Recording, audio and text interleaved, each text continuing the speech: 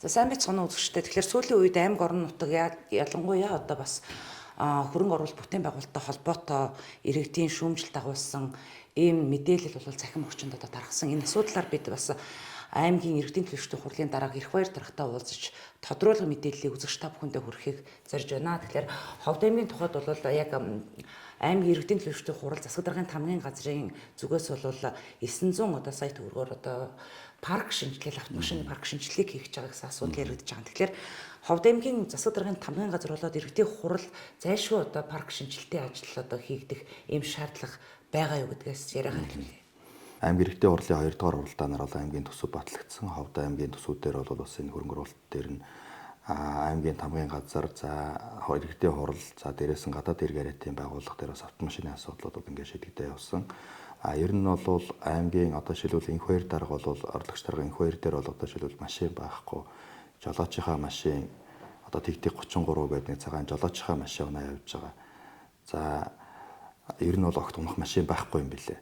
За дээрээс нь орлогч дарга урт насны даргын машины хувьд бол бас нөгөө ер нь бол мотор энтрийн солигдсон 14 оны нэг тийм 200 байгаа юм байна. Гэхдээ тэр 200 нь бол бас нэлээд одоо техникийн шаардлага хангахгүйгээд дүгнэлт гарцсан. Ер нь бол бас доголдоод явдггүй нэг ийм машин байгаа юм байна. Тэгээ ер нь бол энэ машинууд нь бас одоо хэрэгцээ шаардлага хангахгүй байна гэдэг ийм асуудал яригдсан. Иргэдийн хурлын даргын одоо машин болвол бас мэдж байгаа манай хавдынхан бас ер нь гадарлаж байгаа бах. Миний уртлын дарга бол одоо Пүрэв ганд дарга. Дахиад тэрний уртлын 4 жил бас Пүрэв ганд дарга. За тэрний уртлын 4 жил бол одоо Баяр сайхан дарга. Тэгээд тэрний уртлын 4 жил Батуул даргын үед одоо ингээд парк шинжилгээ хийгдсэн. Ер нь бол бас ингээ 14-5 жил болцсон ийм машин байгаа юм. Тэгээд тухайн машин нь бол бас автотээврийн газраас бол нөгөө ашиглалтын шаардлага хугацаа дууссан, ер нь ашиглах боломжгүй гэсэн бас тийм дүгнэлт нь гарцсан. Өмчийн албалуу бол нөгөө агтлуулах хүсэлтэд өгсөн ийм одоо машин байгаа. Ер нь бол бас хөдөө гадаа явхад бол бас ашиглалтын шаардлага хангахгүй нөгөө фармаар ногт ажилтгуу, цонхон ногт буудгуу ч гэдэг юм уу. Тэгээд ер нь бас нэлээд одоо 2-3 удаа аваард орцсон. Тэгээ унахгүй ер нь гараашнд тавьчихсан байгаа юм. Тэгээ би бол нэг хэсэг бас нөгөө жолоочийнхоо нэг Пүрэв сортой явж байгаад одоо бол нэг өөрийнхөө машиныг ээлжилж унаал. Тэгээл одоо бол нэг Пүрэв сохч унаа явж байгаа тий.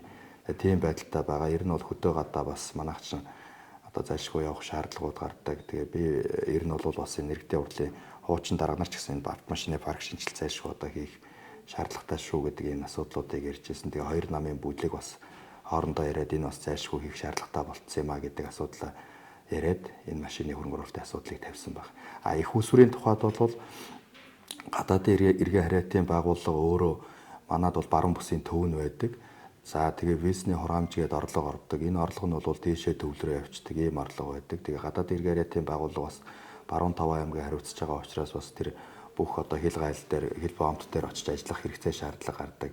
Бас одоо хэрэгцээндээ унах тийм автомашин байхгүй байна. Нэг машины асуудал шийдэж өгөх хэрэгтэй байна. Бид нар бол бас энэ дээшээ төвлөрдөг энэ орлогыг бол орон нутагт нь оруулаад тэгээ танаа бас машиныг шийдээд дээрэс нь гадаадын яриатын машиныг бас ингэ шийдэж өгөх боломж байна гэдэг ийм асуудал яригдээд тэгээ гадаадын эргээ яриатын байгууллага бол Ховд аймагт одоо энэ жил бол 1.1 тэрбум төгрөгийн орлого оруулаад тэгээ тэрнээсээ бол одоо шаардлагатай байгаа тамгын газар иргэдийн хурлын парк шинжилгээ хийгээд өөрөө гадаад яриатаар бас нэг машины асуудал шийдэгдэхээр яригдаад ингэ явж байгаа юм асуудал байгаа. Өнөөдрийн байдлаар яг аймгийн засаг даргын тамгын газар болоод иргэдийн хурлын өмчлөлт нийтдээ одоо ашиглалтын хугацаанд дууссан ч гэдэг юм уу, одоо ажиллаа явж байгаа ч гэдэг юм уу, хичнээн машины тоо бүртгэл одоо дансанд байдаг юм бол. За нөгөө талаар заавал ягаад өндөр үнэтэй автомашиныг нийлүүлэх юм тендер зарлаад байгаа юм бэ гэдэг асуудал хөндөгдөд байгаа юм л та.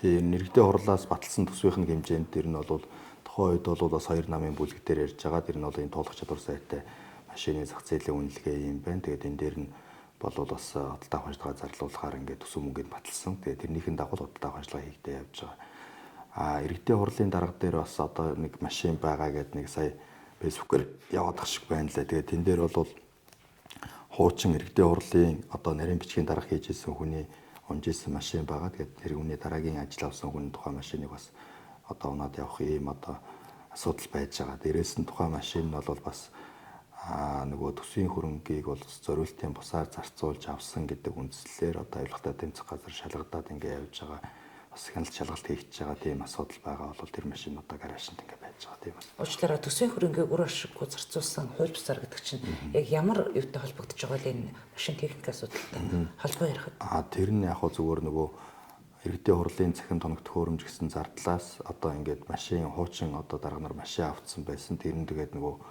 тухайн иргэдийн хурлын баталсан төсвийг зориултын бусаар зарцуулсан гэдэг үндслээр нь тэгээд тухайн байгууллага шалгаа явуулж байгаа.